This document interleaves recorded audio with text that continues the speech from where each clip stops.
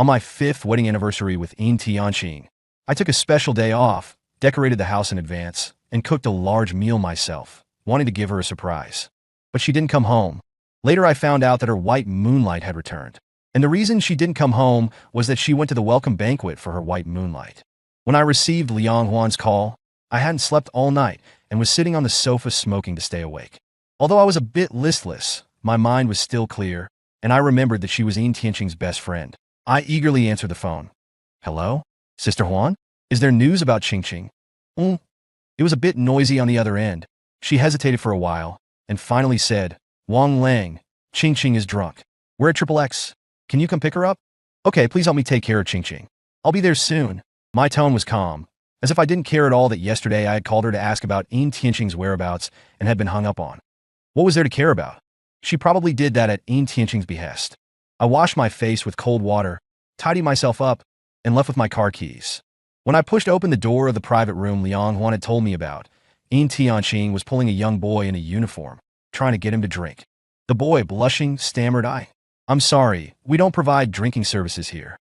His naive appearance made everyone laugh, and they all jeered. It's not about drinking on the job, just having a drink with us. That's right. What are you afraid of? It won't kill you. Miss Qing is such a beauty. You're not even tempted? Hey, who's that at the door? He's handsome. Who ordered him? Thanks to my somewhat handsome face, the group of drunk people finally noticed me. Yin Tianqing followed their gaze and looked at me, squinting her eyes that were red from the alcohol and slurred. Who let you come? She seemed a little angry, but her childish appearance and soft voice didn't make her threatening at all. It was more like she was being coy. Ignoring her resistance, I put the coat I had brought over her shoulders and then snatched the half glass of wine from her hand and drank it all. Everyone's sorry. I'll take Qingqing home first. We'll get together again, next time. Liang Huan was the first to react, waving her hand. We'll let you two off this time. You guys go first. When Qingqing sobers up, tell her that we won't let her off so easily next time. Okay, I will tell her. I responded to Yin Tianqing's friends with good temper, carried her out of the private room on my back, and took the bewildered waiter along with us. The waiter thanked me repeatedly and saw us all the way outside. Because I'd been drinking, I didn't get into the car right away and simply walked around outside with Yin Tianqing on my back. The cold wind sobered her up a bit, and she grumbled discontentedly.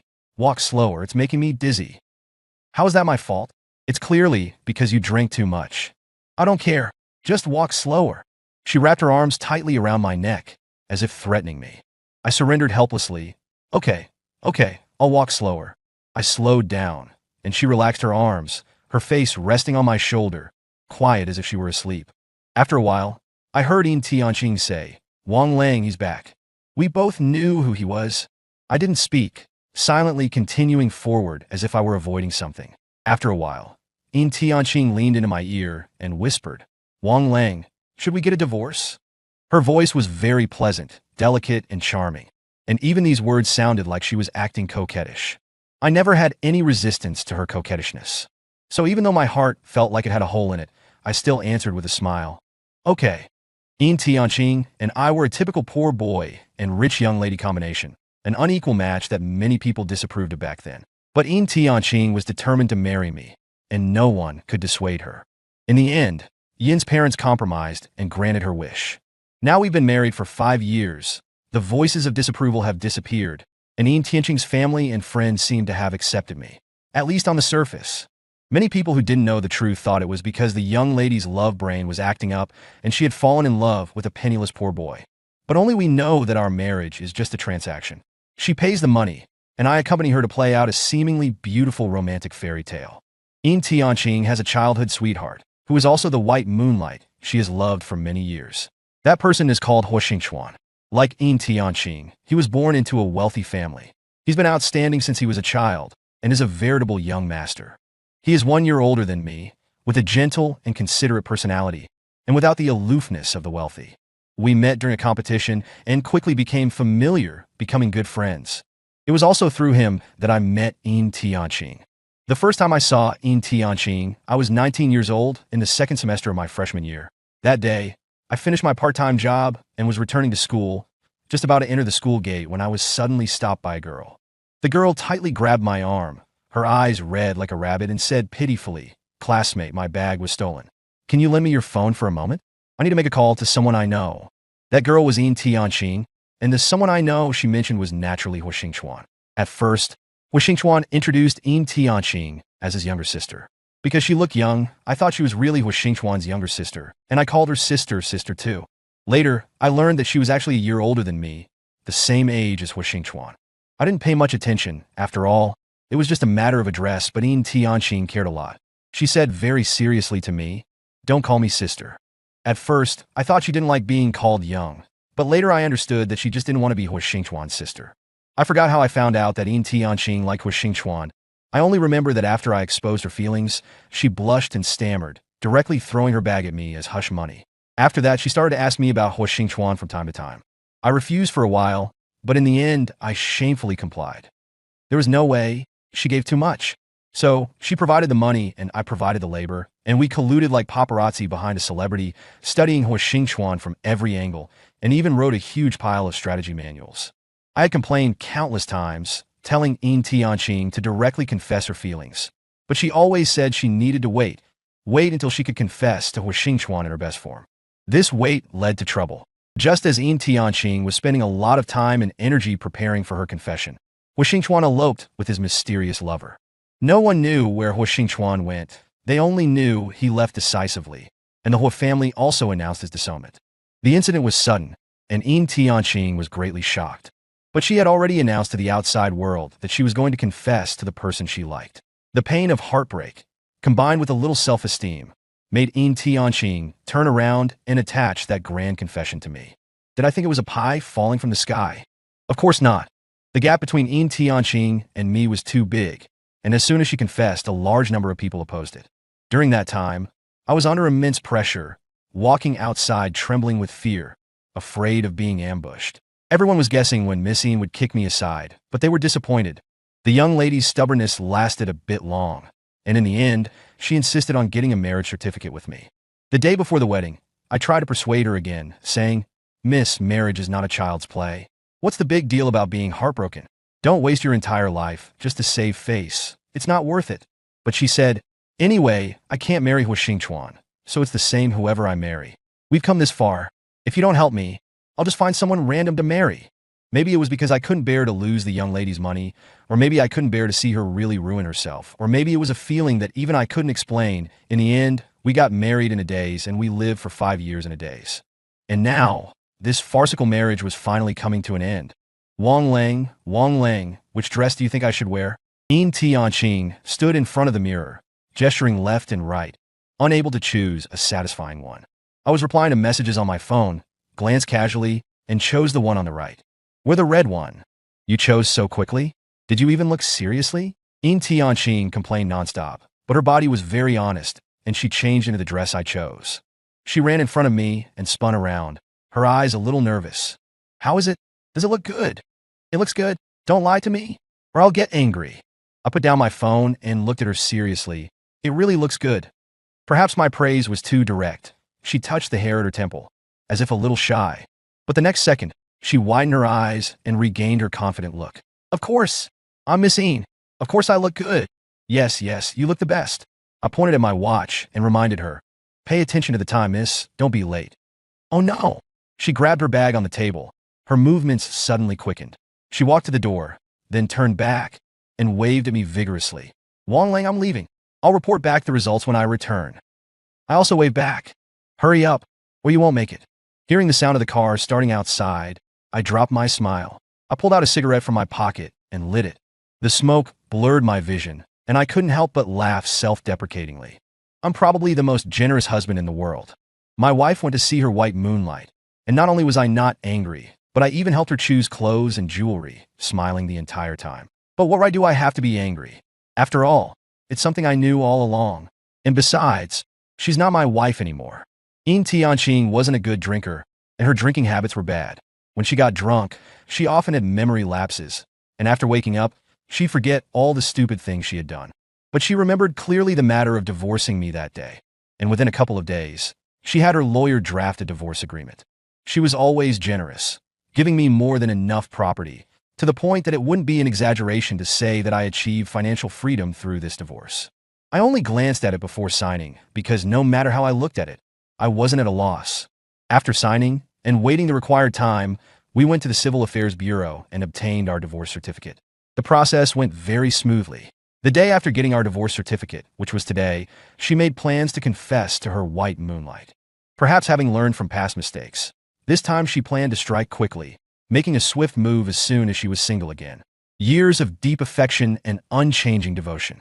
If I were Hu Xingchuan, I would definitely be moved, but unfortunately, I'm not. So Yin Tianqing's confession is destined to fail. After all, the mysterious lover who eloped with Hu Xingchuan back then was a man. When she learns the truth that the white moonlight she's secretly loved for years is the same sexual orientation as herself, I wonder what kind of expression she'll make. She'll probably cry miserably, right? I exhaled a puff of smoke, thinking gloatingly. Who asked her to propose divorce so suddenly, causing me to be fiercely besieged by a bunch of people who didn't know the truth? Let's just call it a little bit of revenge on my part. I really am a bad man. Although I'm a bad man, I can only surrender when it comes to Yin Tianqing. After all, she's my sugar mama. From college until now, she's given me a lot of help. One can't be without conscience, so when she called me crying, I immediately rushed out the door. When I found her, she was sitting on the steps of the park. Her high heels and handbag were tossed aside. Her hair was a mess, her eyes were red, and tears were clinging to her eyelashes. She had her arms wrapped around her knees and was staring straight into the distance, as if she had lost her soul, which was heartbreaking. I walked up to her and squatted down, gently calling out, "Ching Ching, Wang Lao." She called out my name in a hoarse voice. I nodded in response. "I'm here." Her mouth quivered, and she suddenly burst into loud sobs. "Why did you only come now?" Her crying made us the center of attention, and passers-by cast curious glances our way. All right, don't cry.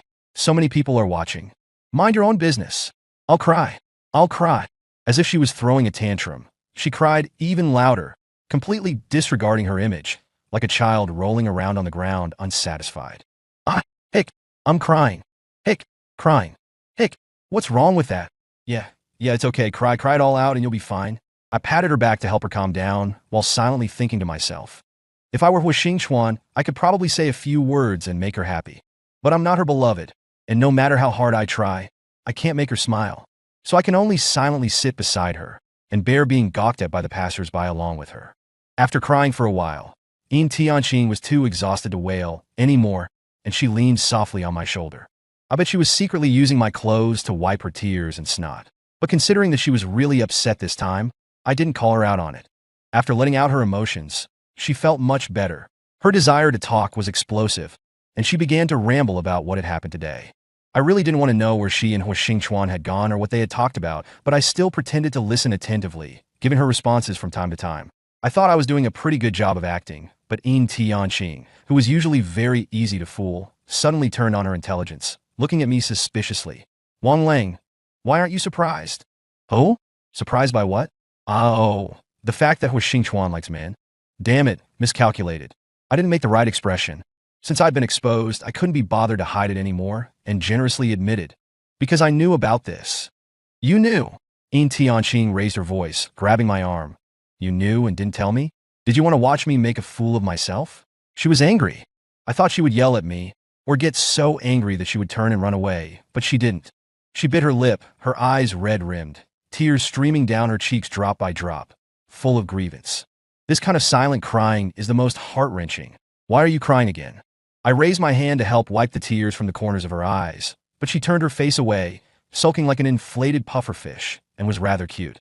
If I said I didn't do it on purpose, would you believe me? This was half true and half false, but Yin Tianqing believed it. She sniffled and sobbed, saying, "Then you have to give me a reasonable explanation, or I definitely won't let you off the hook." I pretended to think for a while, then explained 2 reasons.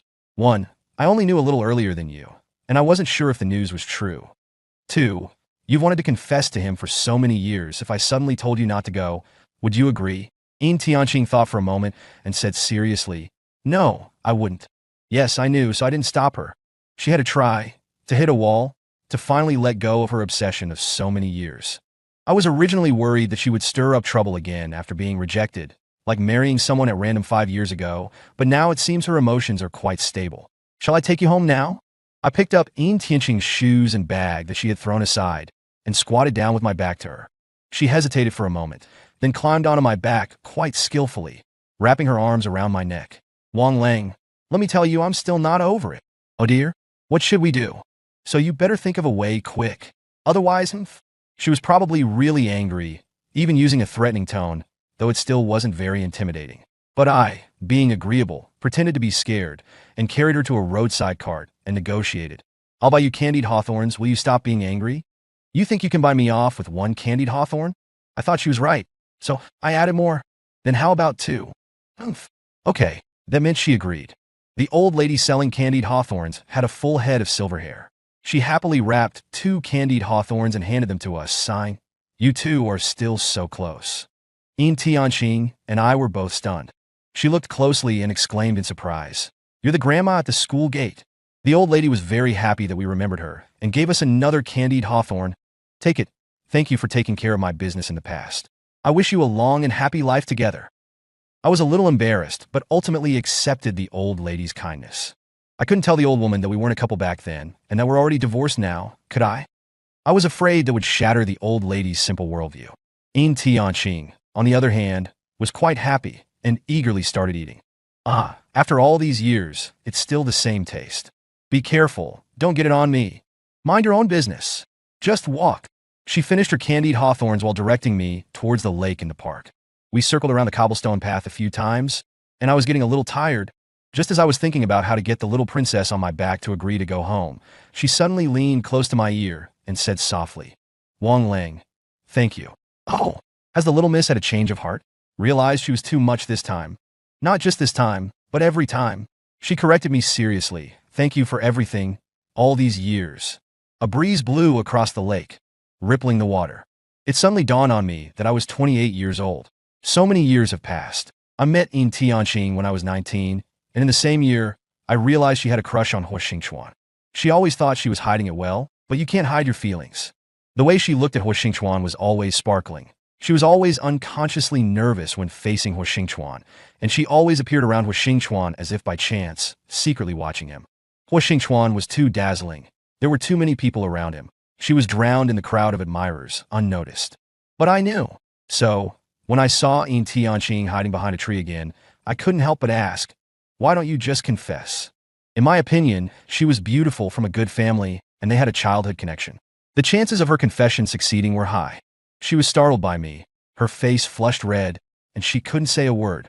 She shoved the bag she was holding into my arms and fled, leaving behind the words "hush money." I didn't know whether to laugh or cry. I gave the bag to Hu Xingchuan, asking him to return it, considering it a reason for them to meet. Unfortunately, Yin Tianqing was too useless, playing a good hand badly. Despite having the advantage of being his childhood friend, her presence around Hu Xingchuan was not as significant as mine, even though I was a year younger. I remember that there was a time when a very capable senior from the same department openly pursued Hu Xingchuan. Many people were gossiping and watching, saying that they were a perfect match, a match made in heaven. Actually, anyone who was close to Hu Xingchuan knew that he was not interested in that senior. But Yin Tianqing was jealous. She compared herself to the senior, and in despair, she went out to eat supper, trying to suppress her sadness with food. As a result, she got caught in a downpour on her way back to school and tripped, falling miserably. As for how I knew, it was just a coincidence. I just happened to be working at that late-night snack shop and happened to see her fall. Because we knew each other, I asked my boss for leave and carried the injured Yin Tianqing to the hospital on my back. At first, she was strong and silent, but after a few minutes, she couldn't help but cry. Tears dripped onto my neck, cold and clammy. Actually, Senior Hu doesn't like Senior Sister. He rejected her. Really? Of course it's true. Why would I lie to you? Yin Tianqing stopped crying. My back was to her, so I couldn't see her expression, but I thought she must be happy. After walking for a while, she asked cautiously, "You're called Wang Lang, right? Can you tell me some things about Brother Xingchuan?" She was timid, like a rabbit cautiously poking its head out of its burrow. I felt like teasing her, and joked, "Huh? Why should I tell you? I saw you working. Are you short on money? I can give you money." I remained silent. As if realizing something, her fingers gripping my clothes tightened, and she said urgently, I'm sorry, I didn't mean that, It's okay." I interrupted her, and picked up the conversation again. "How much can you give me?" She whispered a number, and I almost fell to my knees, struck once again by the inequality of the world. But I really was poor. My parents had passed away in an accident when I was in middle school, leaving only my grandmother and me to rely on each other. They hadn't left much money, and my grandmother's health wasn't good. I was able to grow up safely and get into university, partly due to the help of kind people around me, and partly because I was a good student and didn't spend much on school. Hearing the price Tianqing mentioned, my last bit of hesitation disappeared. I apologized to Senior Hu in my heart and officially became Miss Yin's spy.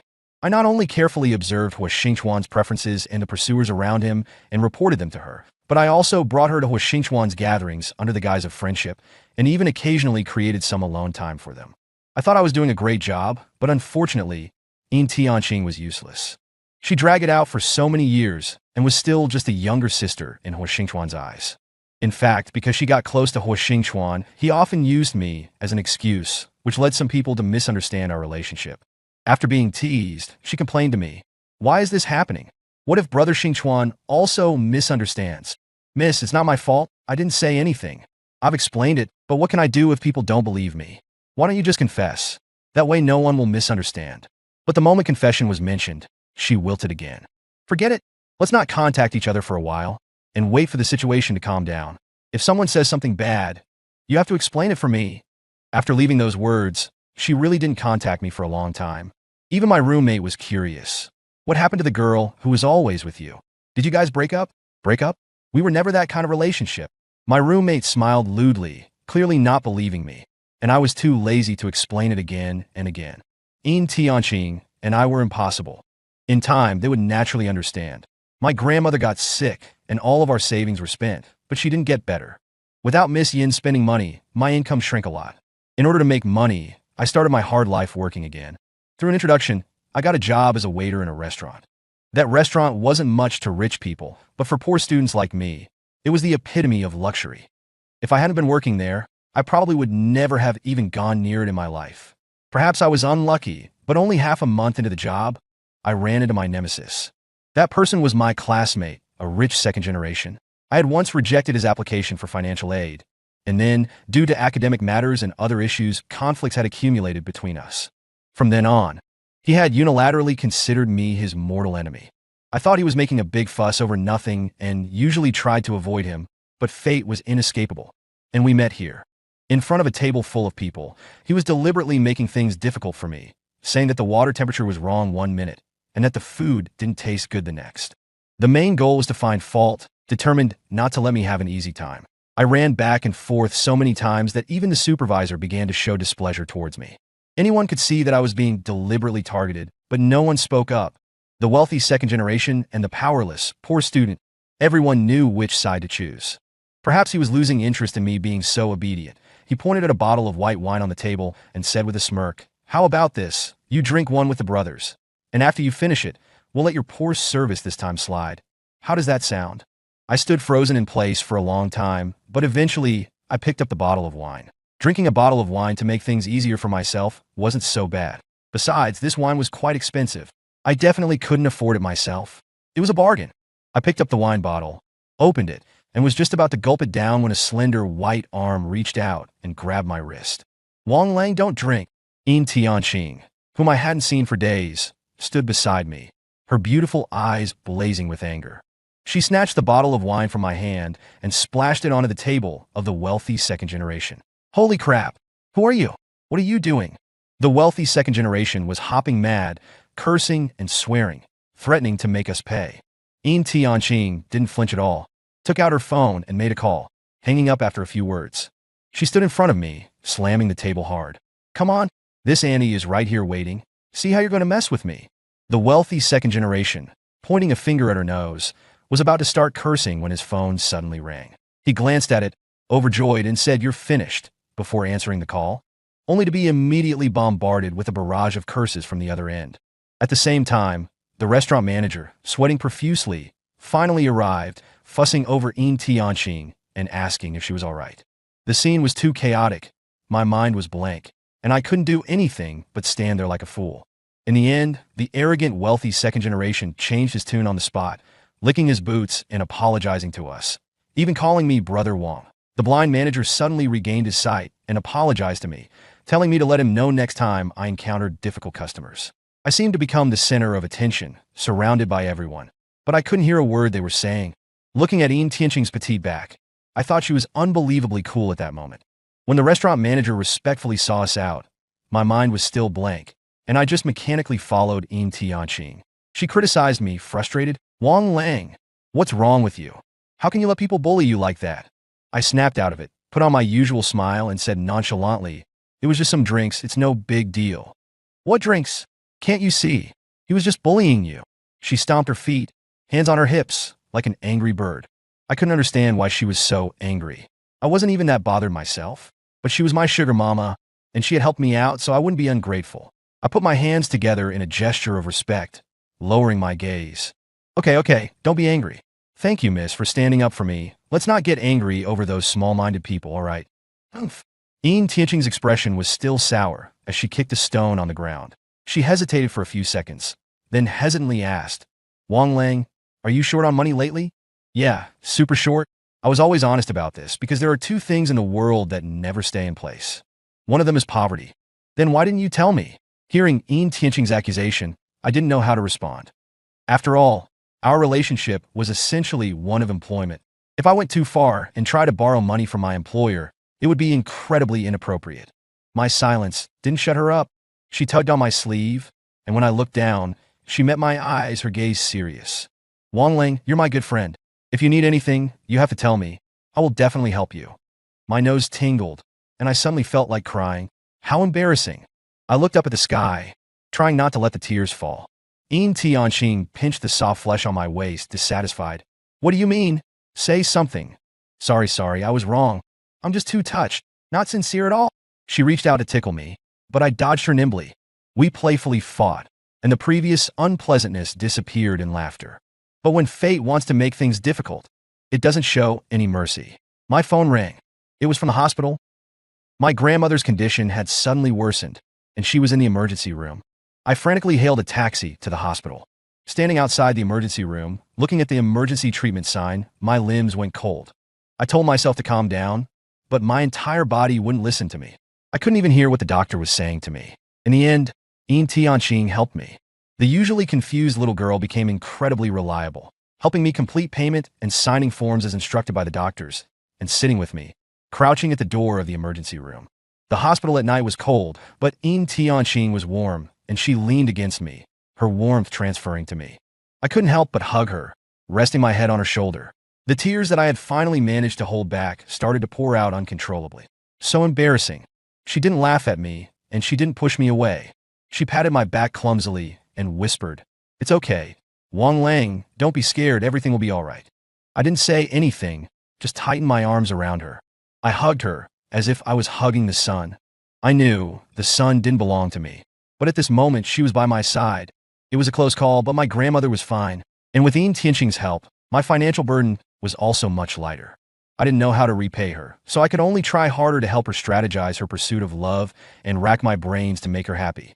Because of her sticking up for me, no one in school bothered me anymore. In fact, many people tried to get close to me.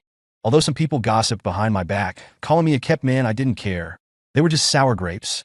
Being the young Mrs. Number 1 lackey came with such good treatment. I couldn't bear to let it go. I knew that I wasn't in the same world as Yin Tianqing, but that didn't matter. Even if it was for a short time, being able to stay by her side and repay her for her help was enough for me. I was doing a very good job as her number 1 lackey. When she was sad, I was the first to comfort her. When she was happy, I was the first to offer my blessings. When her love dreams shattered, I was there to help her heal her wounds. When she had the urge to start a business, I accompanied her everywhere she went. But I couldn't be with her forever, so I set a time for myself. The day the young miss got tired of playing the perfect marriage game and was able to walk out of her heartbreak and start living a happy life again, that's when I would leave. I thought that day would come quickly, but from the time we met until now, 9 years had passed. I thought that day was still far away. But now, it seemed like the time had come. The young miss had grown up, and it was time for me to leave as well. Wang Lang, where have you been? Has there been a lot going on at school lately? Why haven't you been home? When I received Yin Tianqing's call, my application to study abroad had already been approved. All the paperwork was done. I was just waiting for the time to get on the plane. While putting a label on the box in my hand, I replied, Qingqing, we're divorced. So what?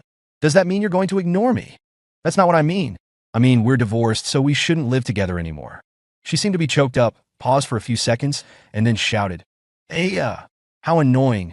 I knew I shouldn't have gotten a divorce. It's so annoying. Lately, my parents and Jingjing and them keep nagging me, asking me why I got a divorce. It's so annoying. I knew exactly what she meant because I was being asked by a bunch of people why we got divorced as well.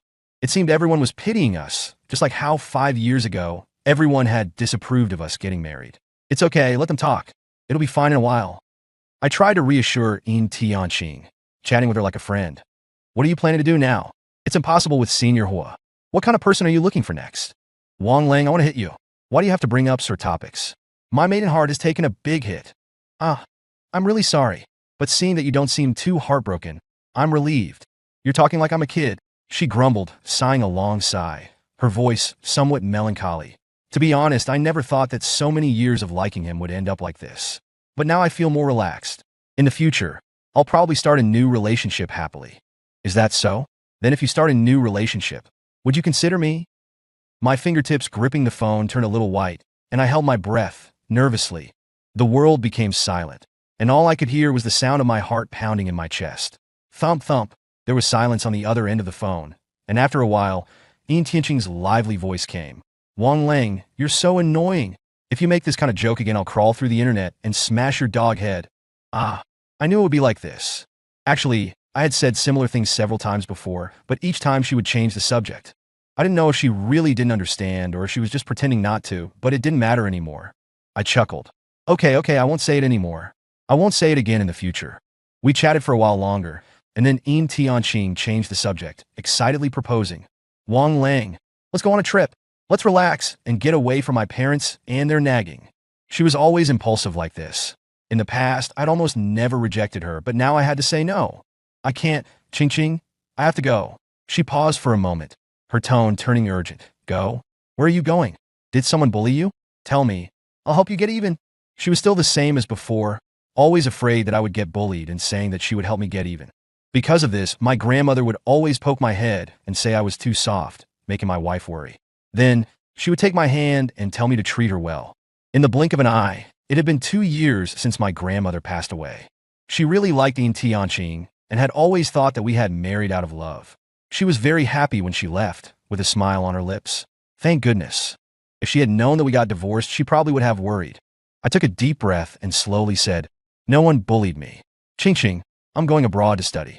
It will probably be 3 years. I'll be pretty busy. I won't be able to be with you in the future. I didn't say this, but I knew she understood. Wang Lang, you're such a jerk, she yelled angrily, her tone a bit high, and I couldn't help but move my phone away. When I brought the phone back to my ear, all I heard was a beeping sound. The call had ended. I sighed, tossed the phone aside, and slumped onto the stool as if I'd lost all my strength. Looking at the ceiling above, I told myself, it's over. I had lied to Yin Tianqing many times, mostly about minor, harmless things. There were only 2 serious lies. The first was about Hua Xingchuan. Back then, he had left decisively, cutting off contact with everyone. But when I was 26, we met by chance. Hua Xingchuan was still the image of a wealthy young master, excellent even without his family's influence, successful in his career, surrounded by countless admirers. He was actually still young, but his eyes held a lingering sense of vicissitude. Only then did I learn that his sudden disappearance back then was truly because he had eloped, because his lover was a man, and his family wouldn't accept it. Unfortunately, in the end, it wasn't the fallen young master who let go, but the person who had pulled him into the mortal world. I could do nothing but offer empty words of comfort, only saying to contact me if he needed anything. We resumed contact after that, but I didn't tell Yin Tianqing, because at that time, she hadn't mentioned Hua Xingchuan for a long time, and her career was thriving. I thought that if I tried harder, I could help her completely move on from her youthful obsession and embrace a new life with me. I overestimated myself. 2 years of effort yielded no progress. My multiple confessions were rejected mercilessly. When she mentioned her beloved, she still spoke of Hua Xingchuan. But people always have to move forward. So I contacted Hua Xingchuan, asking him for a favor. His grand return was actually at my request. I wanted Yin Tianqing to sever her obsession, and I wanted to give myself one last chance. Now the ending was set. I admitted defeat. The second matter was about myself. I deliberately didn't tell Yin Tianqing my departure time, even using people we both knew to give her the wrong time. But she still came when I was about to board the plane. She had run in a hurry, her hair messed up by the wind, bending over to gasp for air. Wang Lang, you bastard. But I still came to see you off out of loyalty. Happy now? I didn't know whether to laugh or cry. Reaching out to fix her hair, But in the end, I couldn't resist messing it up again. It's my honor that Miss came to see me off. But I'm about to board the plane, so let's stop here. Ching Ching, I have to go now. You should go back too. And remember not to look back. Humph. Are you afraid of being too reluctant to leave? Yeah, so don't look back. I gave her a quick hug, quickly letting go, and turned to walk into the crowd. Wong Lao. Hearing her call my name, I raised my hand and waved, not looking back. The girl I'd liked for so long was about to start a new life, and I had to keep moving forward too. So, goodbye. Extra. Yin Tianqing. On the day Wang Lang left, Yin Tianqing went to see him off. He was smiling, no different from usual, but Yin Tianqing felt a sense of unease. But what was there to be uneasy about? Wang Lang was just going abroad, not going to a funeral. How hard could it be to meet up again? But she just felt uneasy. She loudly called Wang Lang's name, and he waved at her, but he didn't look back. At that moment, she suddenly wanted to cry. If she was unhappy, she'd vent. She immediately called up her girlfriends and went to her usual bar for drinks. She didn't drink often, but when she was with her friends, she always couldn't help having a couple of drinks. She was the type who was bad at it but loved to do it. Wang Lang often criticized her, yet he couldn't do anything about it. Each time, he would grumble as he picked up the drunker and would resignedly make her hangover soup when they got home. Occasionally, watching Wang Lang's busy figure, Yin Tianqing would think that they would be quite nice together just like that. But the next second, she would shake her head vigorously, shaking off her unrealistic thoughts. The person she liked was Hui Xingchuan. She was a devoted person and wouldn't change her heart so easily. Moreover, Wang Lang wasn't with her because of love. Although her friends called him the epitome of a devoted husband, and he would occasionally tease her with words of liking, Yin Tianqing knew it was because Wang Lang was a dedicated actor. He had always been dedicated. That trait was apparent from the day they met. She knew it. Wang Lang was her good friend, a dedicated actor. Nothing more. Nothing more. Those 4 words echoed in her mind, and Yin Tianqing accidentally drank too much again. Her stomach felt a little uncomfortable, so she subconsciously dialed a familiar number. When she found that the call couldn't be connected, she realized that he was probably on the plane now and wouldn't be able to answer her call. She suddenly felt very wronged. Ching Ching, are you okay? Feeling unwell? Never mind. Let me take you home first. Yin Tianqing didn't refuse her best friend Liang Huan's kindness. The latter hadn't been drinking and drove her home. But when the car arrived at the door, she suddenly didn't want to go in. This was the place where she and Wang Lang had lived together. But now Wang Lang had moved out, leaving only her. She sat in the passenger seat, stubbornly refusing to move. Liang Huan didn't rush her, sitting with her in the car, quietly spacing out. Yin Tianqing thought about how when news of her divorce from Wang Lang had spread, everyone around her had come to ask why, most trying to persuade her to reconcile. Only Liang Huan said nothing. Just like 5 years ago when she had decided to marry Wang Lang, many people had scolded her for being a love brain. The other person still said nothing. She couldn't help but ask, Sister Huan, about me and Wang Lang. Don't you want to ask why? Liang Huan smiled, her tone light. Ching Ching, everyone should be responsible for their own choices. Whether it was getting married or getting divorced, it was Yin Tianqing's own decision, so she should bear the consequences herself. She went back into the house, her head feeling dizzy. Yin Tianqing felt that what Liang Huan said had a deeper meaning. It seemed she had indeed borne the consequences, but what consequences? She hadn't lost anything, except for that failed youthful infatuation. But that was already in the past, and she didn't feel that heartbroken. She yawned, kicked off her high heels, and collapsed on the sofa. The moment she lay down, she noticed that the coffee table drawer wasn't closed tightly. She casually pulled it open and found a photo album inside. It recorded the past few years of her life. Photos from when the studio was founded, photos from traveling, and before that, photos from college. So many people appeared in them. Some she remembered, some she had forgotten. The one who appeared most often was Wang Lang. So they had so many memories. She thought Hui Xingchuan was her youth, but in the photos of her youth, the person who appeared most often was Wang Lang. Yin Tianqing's eyes felt hot, and she raised her hand to fan herself. It was no use. She stood up, walked barefoot to the refrigerator, wanting to grab a bottle of cold water to cool herself down, but opened it to see a candied hawthorn stick inside. It was the one Wang Lang had bought her before. One stick was left uneaten and had been frozen in the refrigerator. When you're in a bad mood, eating something sweet will make you happy. Wang Lang often said that, and he often bought her candied hawthorns.